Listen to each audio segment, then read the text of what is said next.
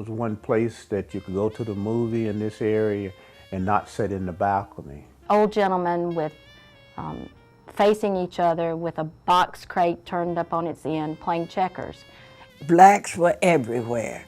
Come down and eat that fish they have fried. They love that good old fish. They had them fish fries down there. They come out and get that good fish. It was our Bourbon Street of Anderson. Economics, it's all about economics. That's what it's all about, even today. It's all about economics. A fun place. I mean, it was activity on the weekends. I mean, it was a lot of happening going on. That was our Mecca, like East Town had a Mecca. That was our Mecca.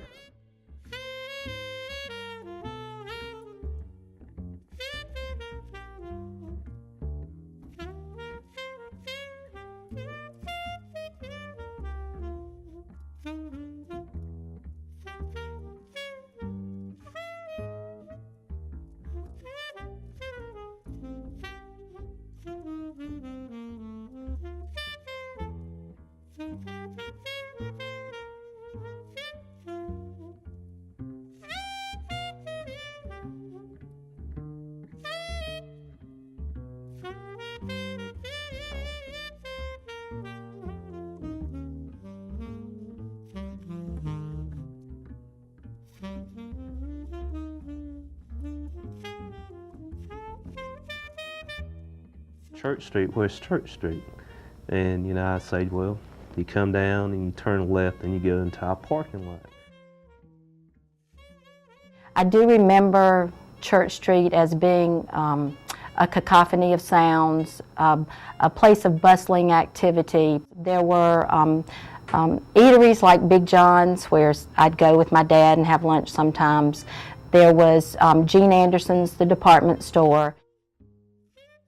Well, W.I. Peak had a place you could eat. John Fred had a place you could eat called the Bar in Town. C.D. Davis had a place you could eat. We had the best hot dogs in town because my daddy used to make hot dogs, and I had his recipe.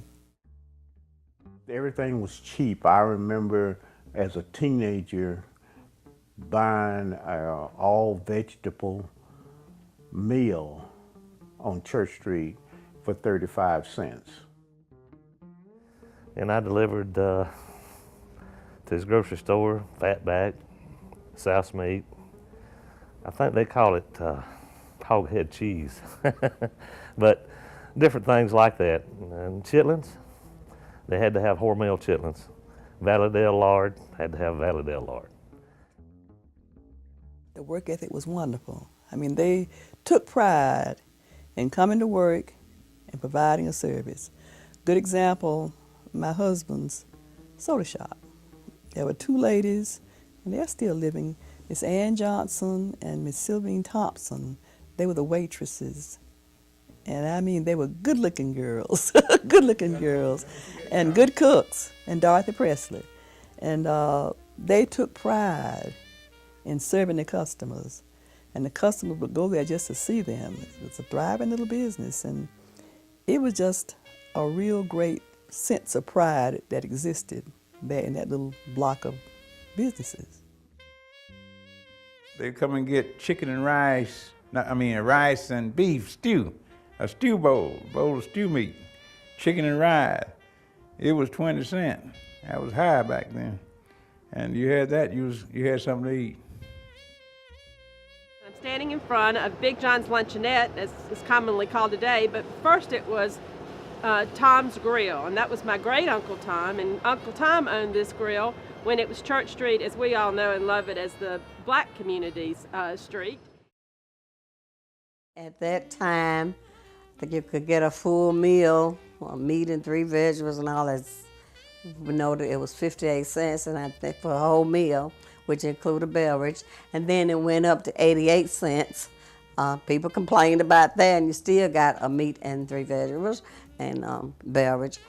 And mostly, you got short order. Like if you did just one, like a sandwich and a beverage, it was running about 48 cents. And I can remember that was most of the big selling items there was the dinner in my brother's restaurant during lunchtime, because A lot of the construction workers, sanitation people came there to eat at his restaurant, although you still had a lot of more restaurants which still flourish with the flow of people eating in their places too. Patrick Flax and his grandmother, she worked in there with him, Miss Julia Burris. They had a nice, real clean restaurant across from WIP. And she made those good fried jack pies and those the good macaroni pie and cheese. And she had some good food over there, real delicious. To sell or make hot dogs or hamburgers out of, and sometimes they had to have that lard to fry some fish. They'd slice that liver loaf off and that souse meat, make sandwiches out of it. But, you started getting hamburgers in. Before you had hot dogs, you didn't have too much hamburger. We didn't have too much beef in those days. You're talking about drinks. I remember when the minorities didn't have Coca-Cola. Coca-Cola wasn't served. You could go get it. But Coca-Cola didn't solicit your business. We had 3 center, knee-high big orange, all like that.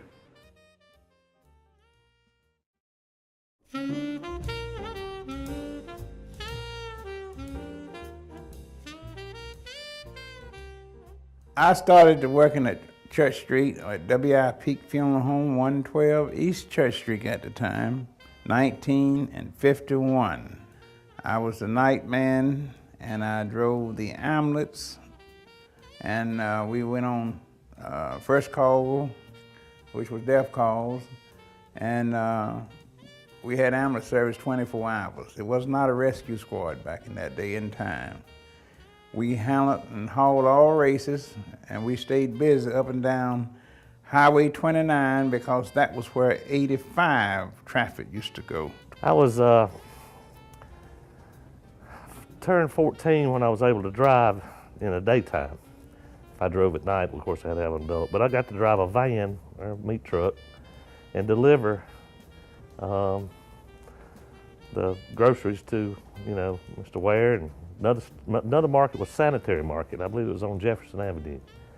Don't remember his name, but some of those black businesses I did deliver to some cafes and places that needed wieners and fatback and just different things to sell or make hot dogs or hamburgers out of. I remember plenty about it. It's the only place to go. So it was easy to remember. And my father drove taxi up there. He and his friends, about 5 or 6 of them, drove cab out of Church Street. And most of the colored businesses was on Church Street. 2 undertakers, one time it was 2 undertakers. One time it was a grocery store, 3 or 4 restaurants, all in that same area. And most all the business was in that area, and it kept pretty busy. Had dry cleaners and almost everything that they needed. Well, we had most of the restaurants where you could eat. Well, Humdinger had a soda shop there, had a beautician there. They had a typing school there. Church Street provided a business atmosphere for people. You could buy goods and services. It also served as an entertainment center for blacks at that particular time. There were barbershops. There were 2 tailoring shops. There were doctors, medical doctors. There were dentists. There were soda shops, record shops, insurance companies. There was a motel on Church Street. They also had at one time there was a department store. The name of it was Jackson's Little Department Store. And also there were funeral homes located on Church Street. Just about everything that you basically needed, you could find it on Church Street. And I was always told that if you want to amount to anything, you should be like the business persons who patronized Church Street. And it was a very viable part of the black community.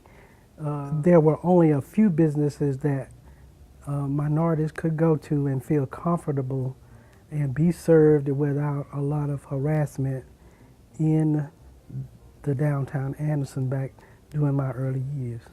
Back then, you would say that was a great impact because you knew blacks was putting an initiative to own something of their own. And it was kind of hard probably for them to get established because back then too, they had a time getting a bank loan, getting someone to help them to acquire a business of their own. So that was kind of something good to look at because you knew blacks had an initiative to own a business of their own. That's the only thing I could do. That's the only thing you could do. You had no, there was no future. There was no vision. You know, you exist. People, black people at that time existed from time to time. You couldn't get good housing. You could buy a piece of raggedy car from Driscoll or somebody like that. And you didn't have no transportation system. You didn't have no housing. And that was the only place where you had your economic base. On both sides of the street, you had businesses. You had, you go upstairs on this side, that's where your doctor's offices were and the insurance agents. We had insurance agents down there. And they had liquor stores. You know, liquor stores on each on up end of the street, I think. And I think one of the big businesses was the taxis. We had a lot of tax. We had about 5 or 6 taxi companies, and they carried people from, took people to work and picked them up from work. Because during that time, you didn't have too much public transportation. Busy Bee, one of the taxi cabs name was Busy Bee. The Busy Bee cab, and I don't know whether the fellow name was Johnson. They had the cab company, and another fellow named Phil Adger. I remember a guy named Phil Adger.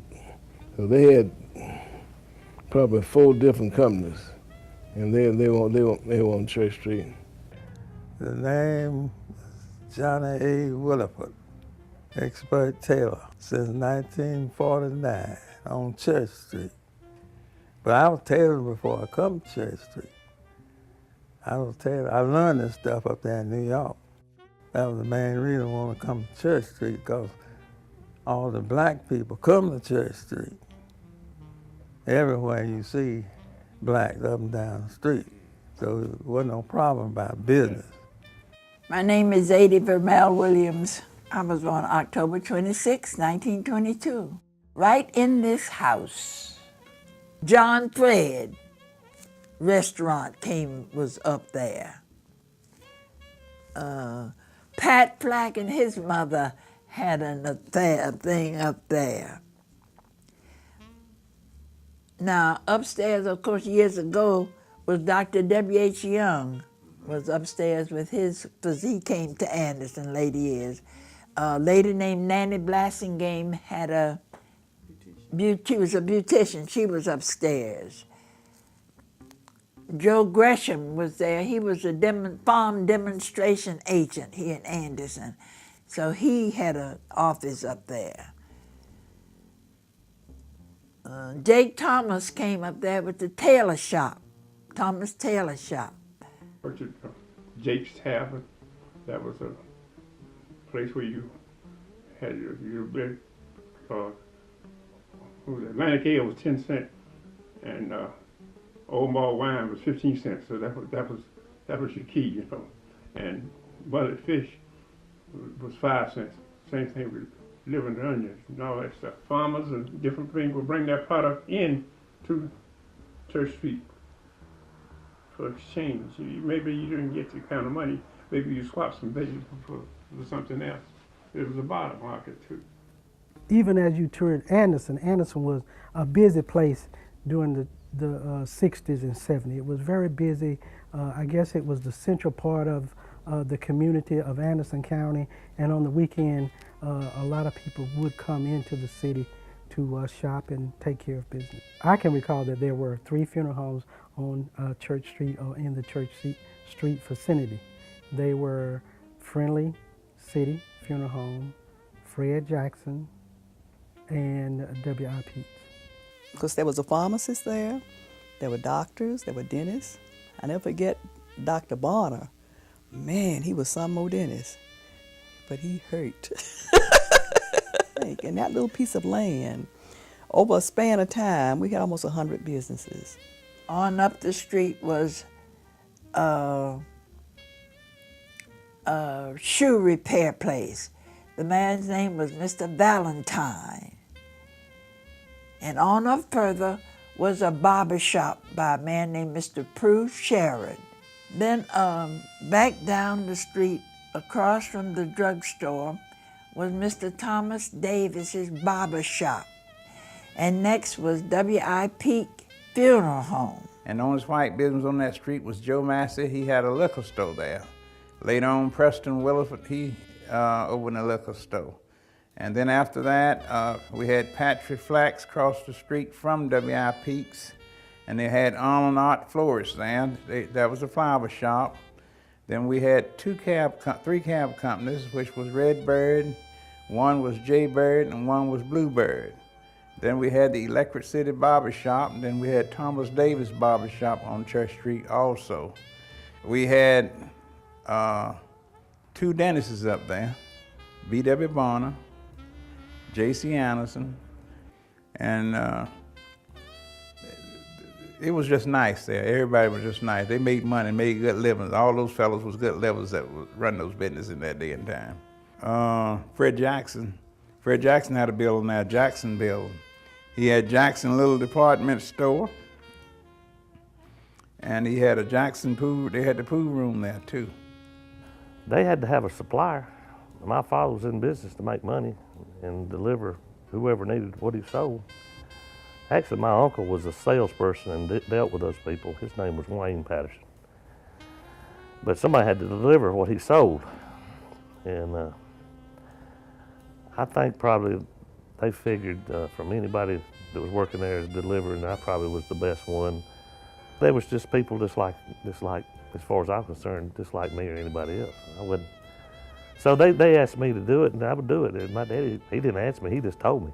And as a child, when you saw Church Street, which was just 1 block long, I mean, this central black business district was just 1 block. But as a child, it seemed to be miles of businesses and wonderful color and smells and all of those things that I could only equate that now to what Bourbon Street is still like in New Orleans. That was amazing to be able to have that experience in a completely white downtown, and yet you had this wonderful part of a different culture right in the middle of the town. There was one particular character that I would like to talk about. And Jo Allen was a large, jovial, very colorful lady. She had the habit of wearing a brown paper bag on her head. And she went everywhere with the brown paper bag on her head. Now you can just imagine a Saturday night with this large, jovial black woman with a paper bag on her head hanging out of the window of her rooming house, attracting customers for the night. And that is something that I remember seeing. Yes, I've heard that. that was a house of ill repute that was run by, and it was quite successful. I'm not gonna say it. I don't know about that. You remember the lady? They went when they got drunk. The lady that I think the room was $4, something like that. $4 or $5. Wasn't much, but they had one upstairs. One upstairs. And well, it wasn't never a problem. She pretty well took care of her business. It was never a problem there. The beauty parlor, right? That was a beauty parlor she had. Right? Yeah, she had a beauty parlor downstairs. Yeah. And the other place was upstairs. I can recall that there was a boarding house when I was working with the city when I started working with the city in 1979 and 80. Church Street was scaling down. Some of the businesses and buildings were being evacuated and torn down. And I can recall talking with the owner of a boarding or rooming house on Church Street.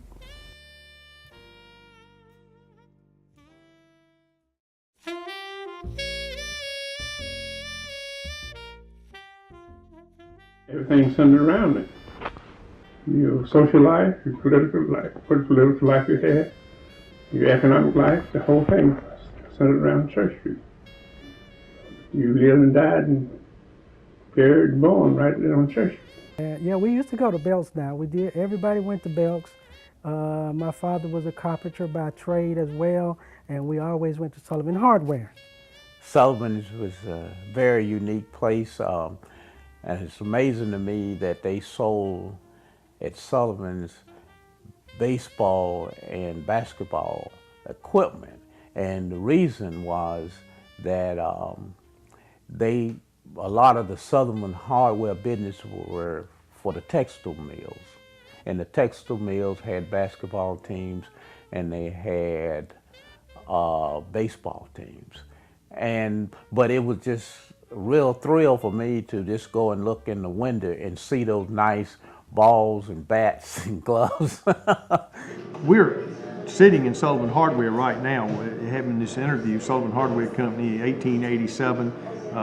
My grandfather was president of this concern for 17 years. And during that time, and during the time of the Church Street being fully operative with tenants and owners and the like, Sullivan Hardware was one of the few companies, business establishments, I might say, that lended itself to credit for African American people at that time, and I think that's a credit to Sullivan Hardware and to its longevity, having been in business for almost 100 years. They had a newspaper here called Shepherd's Voice. I think this Calhoun lady has a copy of showing you the menus of some of the restaurants had at that time. You get a dinner for 58 cents. You know, Church Street was off limits after dark. I mean, everybody was at this home with your family. My father's office business was on West Market Street in the 300 block. It was the old J. Roy Martin and Company building, which was a big cavernous building. So when I would go at night or on weekends with my father to work, as a treat to me, he would ride me down Church Street. We would come down McDuffie and then we would turn right onto Church Street to see what was happening. And of course on a Saturday it was great fun to ride down Church Street. Everyone was out getting ready for the weekend festivities. The juke joints were going, the barbecue smell was wonderful. It was just a festive time to ride down Church Street.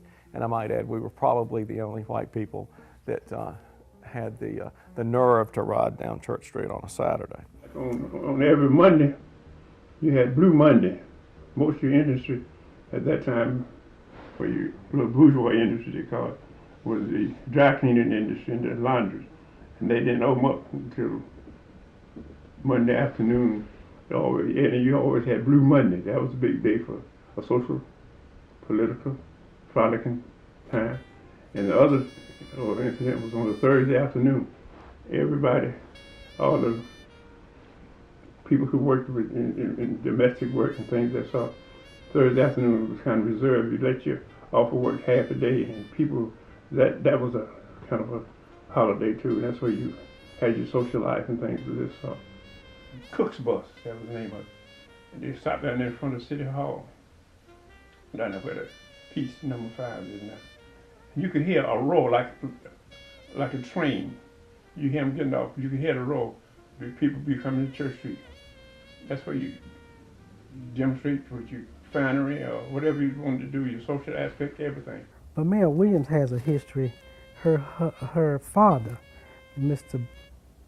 Brown, was very instrumental in helping young people They had a marching band, I think it was, a marching people that did things at the Christmas parades. And Daddy was Thomas Brown Williams, and he was at first at the drugstore. Later years, Daddy was coach at Reed Street High School. Before that, he worked with Jackson Funeral Home. Saturday, it started on Friday, Saturday, and Sundays. Sometimes you had to get out in the street and walk down the street. It'd be so packed and crowded up and down Church Street. And sometimes it'd be some little disturbance. They arrest you, and of course you had to pay $11 then to get out for for being drunk. And that was it. Later on, we had 2 cops to come on, black ones. That was Bobby Clainscales and Randolph Morris.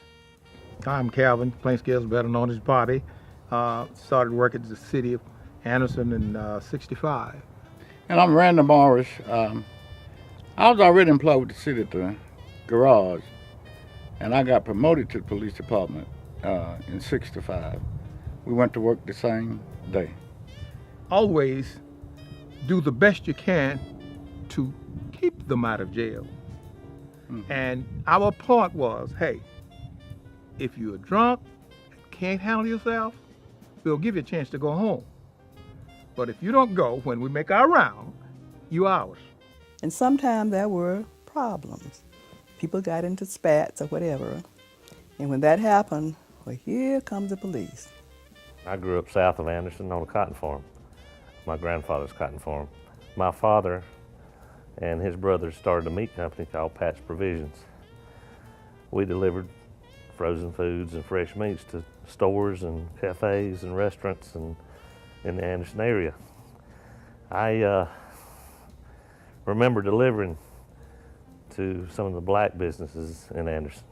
Friday afternoons is when they got the paychecks cashed and could splurge a little bit. Like I say, there was a lot of them would probably take a drink. It was a little noisy and exciting, and after they work all week, they wanted some entertainment. And entertainment back then was whatever, is gathering and talking, or maybe they had a pool room there, I think, and they played pool. And the smells on Church Street were so interesting because it was a combination of barbecue, particularly on a Saturday night. Church Street was not interesting to go down during the week. It was certainly, the time to go down Church Street was a Friday night and a Saturday night. It was, and I remember the barbecue smell. I remember the beer smell. It was one of those places that you were intrigued to go to because it was off limits. No white children, of course, would have gone down Church Street without their parent. Of course, I dare say that many white people went down Church Street. But I had an uncle, his name was Jimmy, and Jimmy was probably, about 15 years older than me. He used to take me up to Church Street. And my memories of Church Street as a little boy it was just overwhelming, you know. I can remember just walking up under him, trying not to be stolen or get shot. Or, I just had this fear about it because it was just all this hustle and bustle and people were talking and it was just a bunch of stuff. But I do realize that after Jimmy showed it to me one time, that I would sneak back and walk up the street because I knew I could get back in time for my grandmother not to realize where I was. My earliest recollection of Church Street was when I was between 4 and 6 years old. My father would take me up on Church Street and he would introduce me to businessmen, he would introduce me to professionals, and he was very proud in his introduction of introducing me, and many of the people who own businesses on Church Street were college graduates and their children attended colleges all over the East Coast of the United States. Yeah, I coached for 47 years at West Side. Well, when the first year I was coaching, we were losing every game, so you try to stay away from all of them because it was hard. They were hard on when you lost in this town. You just didn't like coming to church. I ain't come to church on Saturday after we lost the game. We couldn't. We didn't go there because they would talk about. They would get on you for losing, and so Church Street was a good learning place for kids too. They learned. I guess they learned some business. They learned how to cook. They learned how to serve people and do things like that. And they learned about the value of money and ownership, and they also gave people a chance to be entrepreneurs, you know. Mr. Williford that has the tailor shop, and I owned that building at one time. My father owned it, and then I had it from my father, and then I sold it back to my father. And now Tommy Dunaway, attorney, has made a very nice apartment upstairs. But we've all inherited Mr. Williford, who's still there. He's timeless and a wonderful fella. But he was there in those Church Street days, and of course that building did survive the parking lot and the tear down. And you know, you was a center of communication, and you knew everything. If you didn't go to Church Street, you were empty. You were isolated. And we would always get our clothes at Fleshman's on the corner.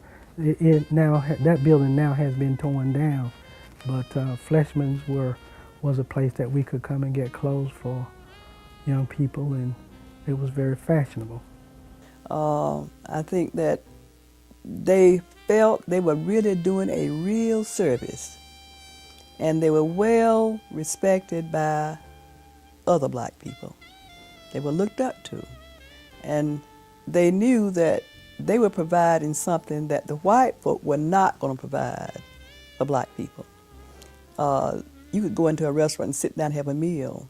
SD Cafe was just really some place to be. When we were growing up, we were always said if you want to be successful in life, you would need to be a school teacher, a preacher, or a mortician. I came up in the home for a short while with my father, and my grandfather came and carried me to his home. And I have one of my mother's brothers still living. He's 96 years of age, still driving, have a girlfriend. And they brought me up. And I tell people this, you can make it if you try. One young man that I taught, called Starkey, called back and said, you know, oh, I'm so happy. He's a music professor at one of the big universities. And he said, I was born right on Church Street. And I want to come back and give something back in my music to preserve Church Street.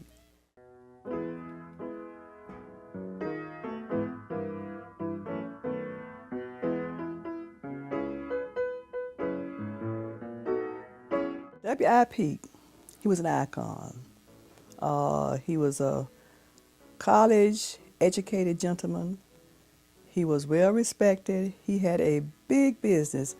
Not only did he have a mortuary business, because blacks could not get insurance, burial insurance at that time, he created a burial society. And so that you would pay so much into this little burial society, so that when you passed away, the money you had accumulated would be used. Of course, it would go to W.I. Peake's funeral home, but at least you had something. All the churches from Calhoun Falls around and all down in Advil County, Clemson, those people belongs to the People Burial League Society. You could go to a store any place and say, W.I. Peake won't sent me over here to get so-and-so, he's out of town. They get it and write it down. You know, he was highly respected. He would step out there and get the wine overs to carry the money to the bank. And they go up there and deposit and bring it back. But I like that the difference now. You can't do that now. You couldn't give nobody no money. I've seen Pete count out $700 and $800 and say, hey, so-and-so, take this up to the bank for me. And he'd take it to the bank, bring his receipt back. He'd give him a dime maybe for going. And they was proud to get that dime. They go hustle him a bottle of wine with it. And everyone talked to W.I. Peake. He was one of the more progressive business people in the Church Street area. W.I. Peake, he was the man. in Anderson at that time. He had a funeral home, and I guess he had a lot of money. He was a graduate of Tuskegee Institute. In fact, he's the reason why a lot of kids from this area went to Tuskegee, because he was a Tuskegee alumni. So that's how a lot of people got to Tuskegee. And he helped a lot of children that didn't have finance to go to colleges. And he always encouraged everyone to get an education. WIP helped me go to Tuskegee. That means that I got a chance to go to Tuskegee Institute, majoring in electricity. I finished high school in 1953, and there were two of my classmates that finished at West Side in 1953. We decided that we wanted to attend college at Tuskegee in Alabama. So we were supposed to be there on Sunday, but we left on Saturday. So we get on the campus and we see a building, and it said Dean of Men, so we felt like that was the place. So we went in there, and there was a gentleman that walked with a limp, a kind of elderly man, and we told him that we were going to be students there.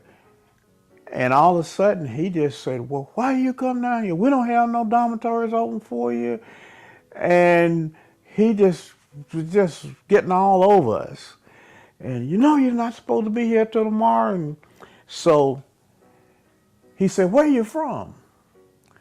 We said, we from Anderson, South Carolina. And all of a sudden, his whole attitude toward us changed. And he said, do you know WIP? We said, yes, sir. Well, WIP was a legend at Tuskegee. He was a great athlete, a great student, and so, but he put us up in the senior dormitory. WIP, he passed in 1959, and the Woolridge McGee Funeral Home handled his body. That was the funeral home that he founded, and that's where he lied in state at.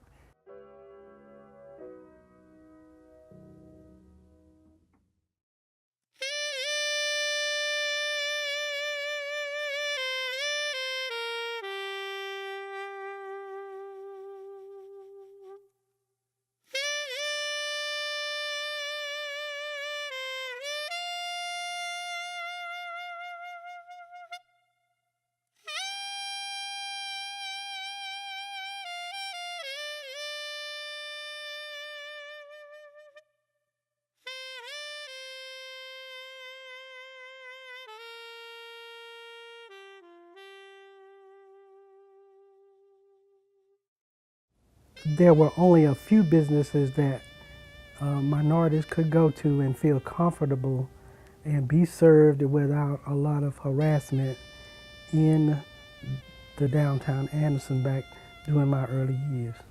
Woolworth 10-cent store, you couldn't even go in there and buy anything at all to take out. You go there. I know the time black women couldn't go in stores like Mo Wilson's and try on hats or dresses. My first trip on an Anderson City bus was with our housekeeper. Her name was Louise Bowie, and she was a wonderful, wonderful lady. And she would bring us to Woolworth's to go to the counter there. And this was really during integration, and she would put us in the counter, and she would just sort of go stand away and let us have our sodas or stand by the booth. She wouldn't get in the booth with us because she wasn't really allowed to do that. And we just assumed, I guess, as children that she didn't want to sit with us. We didn't know that there was, you're taught prejudice. It's not innate.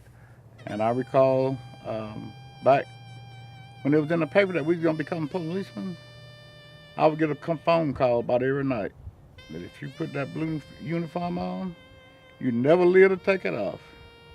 So I finally told him, I think it may have been the same person. I said, you know what? I'm gonna look mighty good lined up in that casket with that blue uniform on.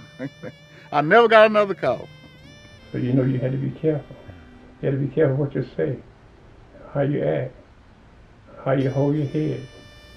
It was almost impossible to get service, especially at the restaurants prior to 1965, 67, 68. You had to go to the back. You know, they had the signs, I do remember all of that now. They had the signs where they said colored only, and you know, you had your own water fountain that we had to drink out of, and you just couldn't go anywhere and get service like you can today. I don't recall whether there were segregated water fountains, bathroom facilities here at Sullivan Hardware, but I do remember very distinctly the separate bathroom and drinking fountains at our county courthouse. Well, you could not go in a restaurant, as you well know, and sit down and get a meal. If you were lucky, you might be able to go to the door, the back door at that, and have a hot dog passed out. It's just like Dixon's Ice Cream Parlor. And we love that ice cream. And the highlight would be to go by and have a cone of ice cream handed out on the streets to you. And you'd walk the streets eating your ice cream. And if you bought clothes or bought any merchandise, you were always treated as a second-class citizen. Even though you paid your money, you were treated as a second-class citizen. I mean, even the attitudes of the merchants there would just let you know you had to stay in your place. Also, I can remember the State Theater. You know, prior to this time, all blacks had to go upstairs to the movies. So one day, a friend of mine, Margie Knuckles, who was a fellow teacher in the system, we decided one day that we would go to the theater. And so we decided that instead of going to the balcony, as we always had done, we went right in the front door, you know, facing, what's that, Benson Street, and we said, we're going to see if we can't sit downstairs, and we did. We were the first ones to go in there and sit downstairs in the State Theater. Then we would walk around to Gallon Belt and get the cold water. The Gallants had a water fountain for blacks around there and one for the whites. And we would go around there. That was the first water fountains in Anderson where we could drink water out of. It was segregated at the time. They did have black drinking fountains and white. It was in time of the war. I think the war was maybe was going on. And new cars and tires were scarce back then. The food was rationed.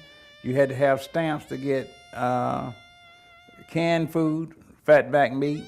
And a lot of time we go to the county, we'd be the last one that could get any meat till all the other race was served. A lot of people would go over to Tom's Grill, and you had a little room back there for blacks to go in and order this stuff. You couldn't sit at the front. Well, you were always basically treated as second-class citizens. If you were standing there to be waited on, and a white person walked up after you, and they came in behind you, you had to wait until the white person was taken care of first, and then if when no one else needed to be waited on, you were waited on. Not the case on Church Street. And you could go on Church Street. You could go in, and you could go in and sit down at the tables or sit at the counter. But in the white businesses in Anderson during that time, you had to go into a special door, a back door. Uncle Tom was part of this community because he worked downstairs and lived upstairs. Before it was popular to live in lofts, he was living upstairs of this. And I remember thinking it was awfully strange growing up that it was only black people on the street, but it was their community and it was where they worked. And we had an entrance on the side of this restaurant and it said colored only. And it also had a water fountain that said colored only. Now, he has a right to eat wherever he wants to eat. And if he eats there and conducts himself, we're going to pass him right on by. We'll not arrest him for mingling with the white people. But the point was, around the corner, they wanted to fix it where if anybody was in the white area, for us to come and arrest them for that. And that wasn't going to happen. Then you had your black and white fair. And you had your black and white fair. Anderson had it came on the black fair opened a week after the white fair there. And it was a cut down size, you know. I would hope that one thing that in the revitalization of Church Street and the work that they're doing on the parking lot, on that area, on that block, that maybe that there would be some kind of commemoration for those people.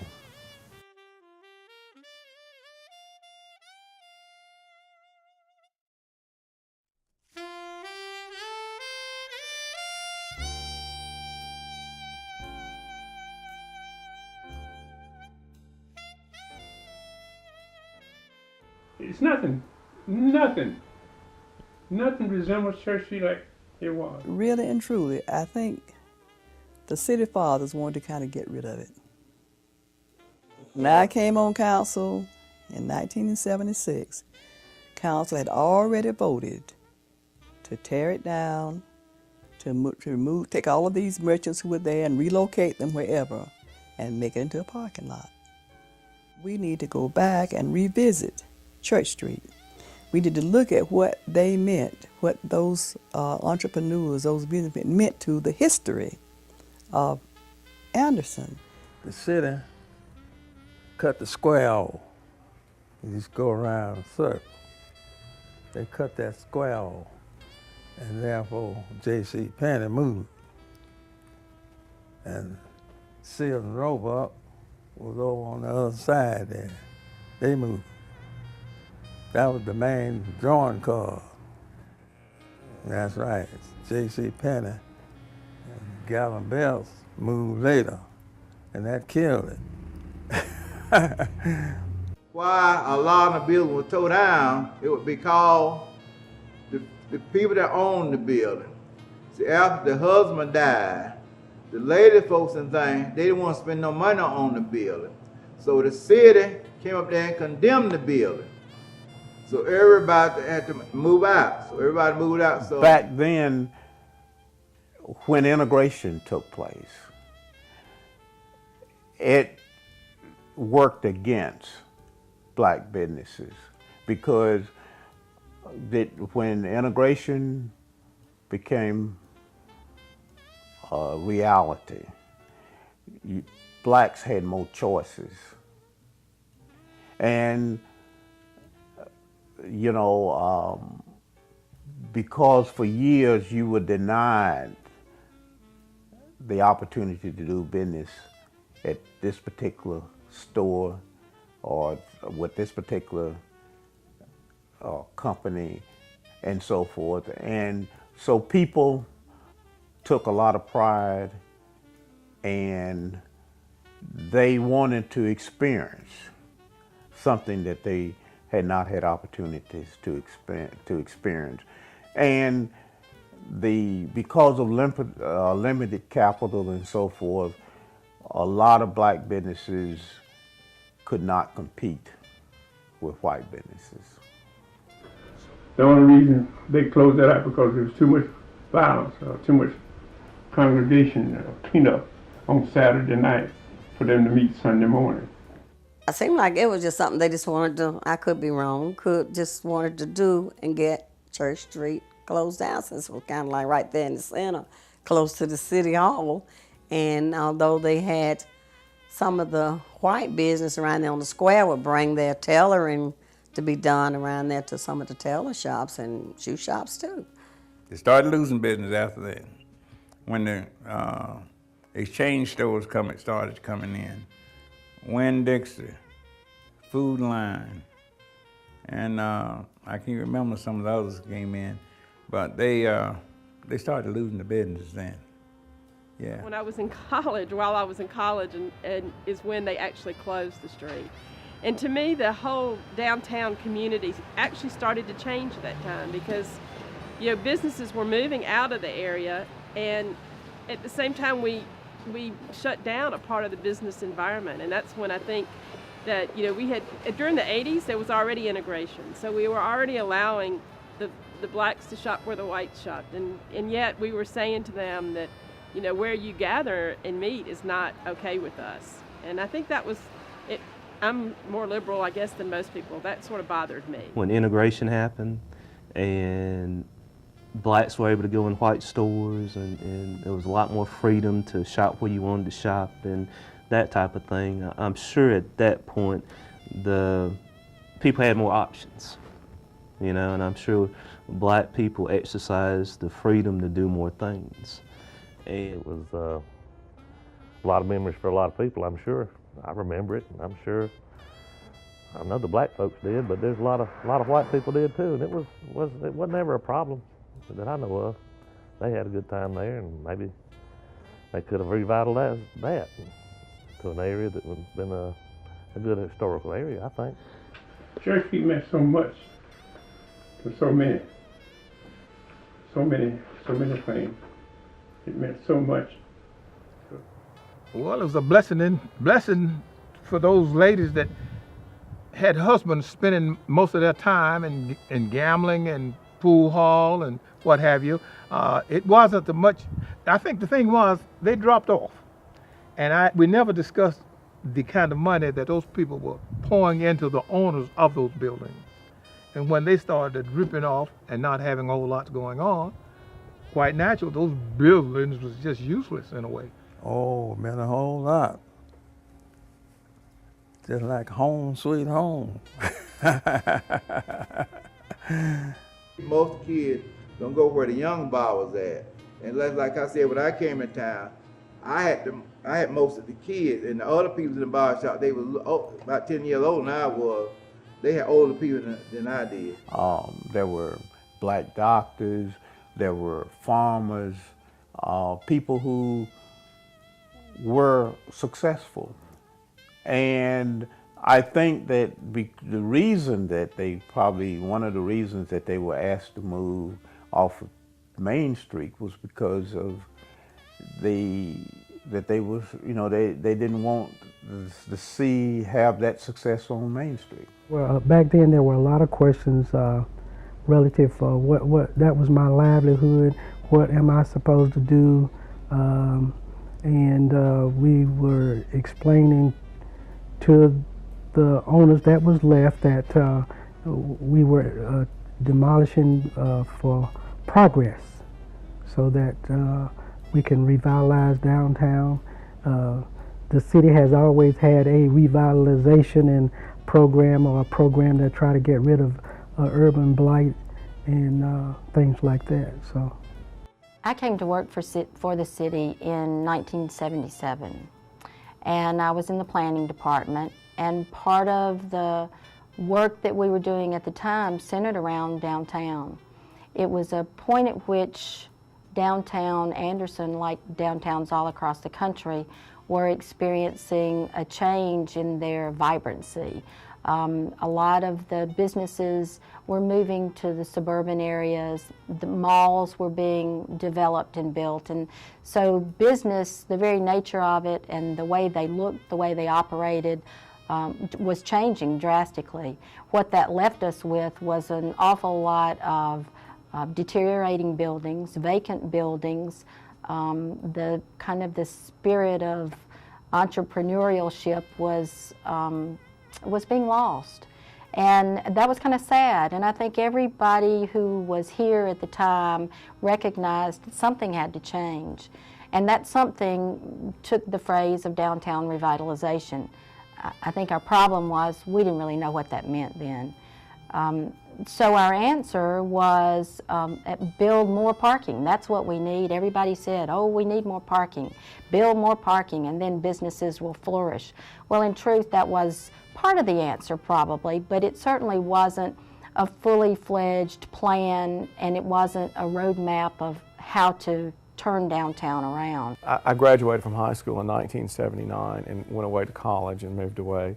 And when I came home, years later, there was no Church Street. It was a parking lot. It's a real shame that we lost that, because we not only lost that center of the black community, but we also lost some really important buildings in our downtown lifestyle. Unfortunately, it was replaced with the parking lot. I think right now we have one business that's remaining on Church Street that was there, or maybe two businesses on Church Street, one on East Church and then one on the west side. The Mr. Williford's seamstress business or tailoring business is still in existence today, as well as the Friendly Barber Shop on the east side. The businesses, while they were owned by individuals, they owned the business, they didn't own the buildings and the land. So in this particular case, certainly one of the landowners was John Pratt, and the city purchased the property from Mr. Pratt and others, and the property owner as well as the tenants were compensated for either their relocation or the close of their business or the acquisition of the land.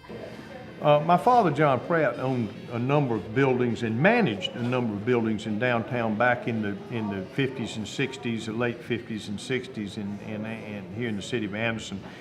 Church Street was a location where he owned and/or managed a number of buildings there. Those buildings were original Victorian buildings, and that was the beauty of them. They had not been changed. They didn't have the money to come in and put 50s facades and 60s facades on those buildings. They didn't have that opportunity to change what was there and upgrade and update.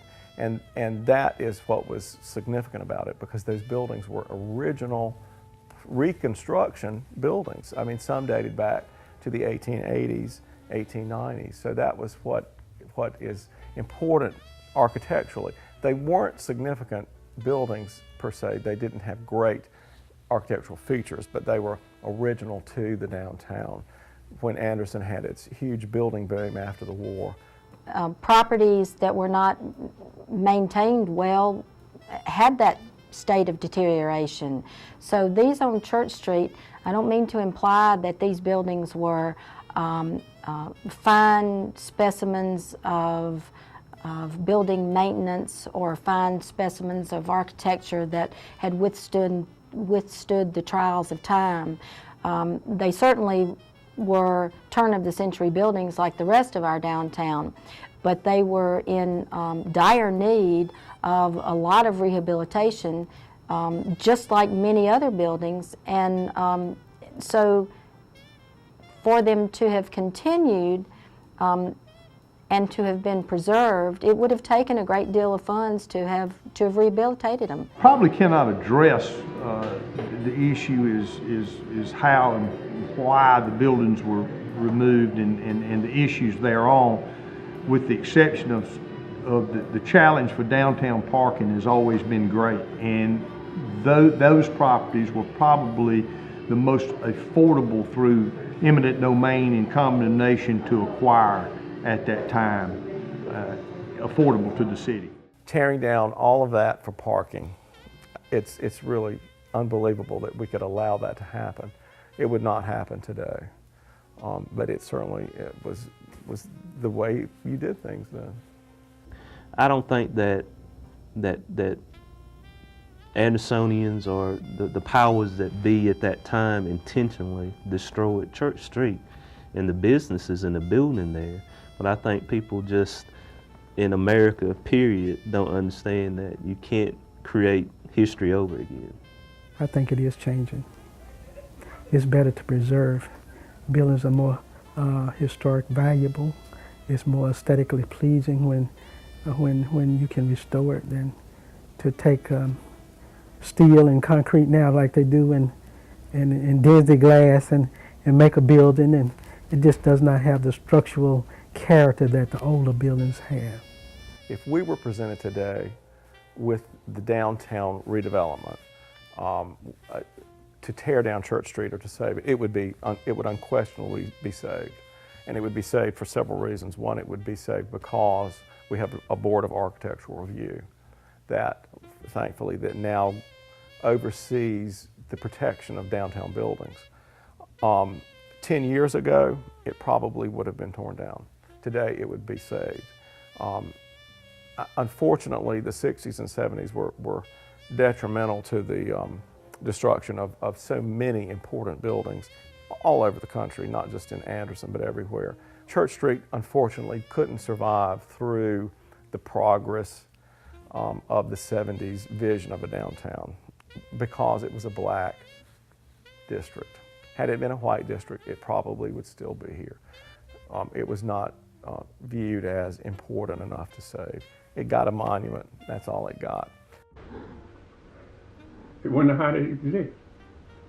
How did it exist that long? You know, what made it exist? I think for me, it was just a part of what Anderson was at that time, and it's a part that's missed. You know, I think if we had been able to keep Church Street intact, it would probably be the most desirable street in town. It's a sad irony. I don't think any other business from Church Street is alive except the funeral homes. My regret is that right now we don't have a plaque that shows where Church Street is. But, you know, somehow or another I think that we need to make it more than just a monument.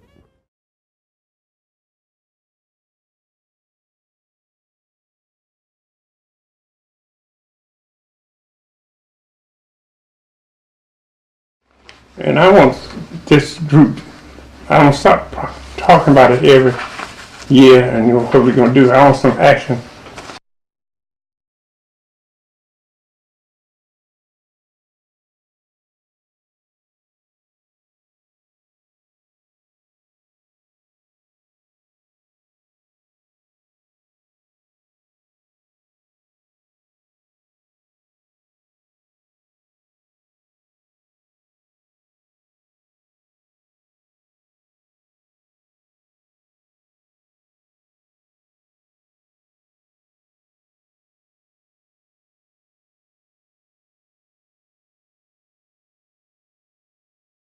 If Church Street had a sound, it would probably be like this.